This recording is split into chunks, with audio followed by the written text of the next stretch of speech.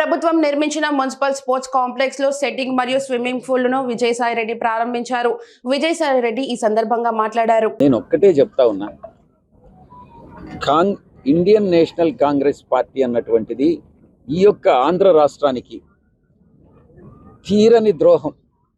నేను కాదు కదా, ఈ తరం కాదు కదా, వచ్చే తరాలు, భావి తరాలు కూడా ఈ యొక్క కనీసం ఒక 100 సంవత్సరాల పాటు ఇండియన్ నేషనల్ కాంగ్రెస్ని, ముఖ్యంగా సోనియా గాంధీ గారిని, ఆమె కుమారుణ్ణి ఆంధ్ర రాష్ట్ర ప్రజలు క్షమించరు. ఎందుకంటే ఒక భాషా ప్రయుక్త రాష్ట్రాలని చెప్పి గౌరవ అప్పటి ప్రధానమంత్రి గారు జవహర్లాల్ నెహ్రూ గారు ఒక ప్రిన్సిపల్ ఆధారంగా భాషా ప్రయుక్త రాష్ట్రాలు నిర్మించిన తర్వాత దాన్ని డీవియేట్ అయి ఒక రాజకీయ లబ్ధి కోసం రాష్ట్రాన్ని, తెలుగు ప్రజలను విడదీసినటువంటి ద్రోహం ఒక్క సోనియా గాంధీ చేసింది.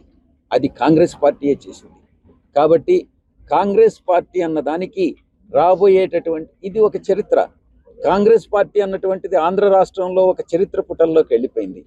తిరిగి ఆంధ్ర రాష్ట్రంలో కాంగ్రెస్ పార్టీ అధికారంలోకి వస్తుంది అన్నటువంటిది ఒక కల మాత్రమే. ఎటువంటి పరిస్థితుల్లో రాదు. ఎవరు ఆ పార్టీని రిప్రజెంట్ చేసినా, ఎవరు దాన్ని పైకెత్తాలన్నా కూడా ఎత్తగలిగేటటువంటి పరిస్థితిలో ఉండరు. గత ఎన్నికల్లో కాంగ్రెస్ పార్టీకి ఎంత పర్సెంటేజ్ వచ్చింది? 0.5% వచ్చిందా? 1% వచ్చింది. 50% పైగా వైఎస్ఆర్ కాంగ్రెస్ 49.5% వచ్చింది పోయినసారి. ఈసారి 50% పైన వస్తుంది.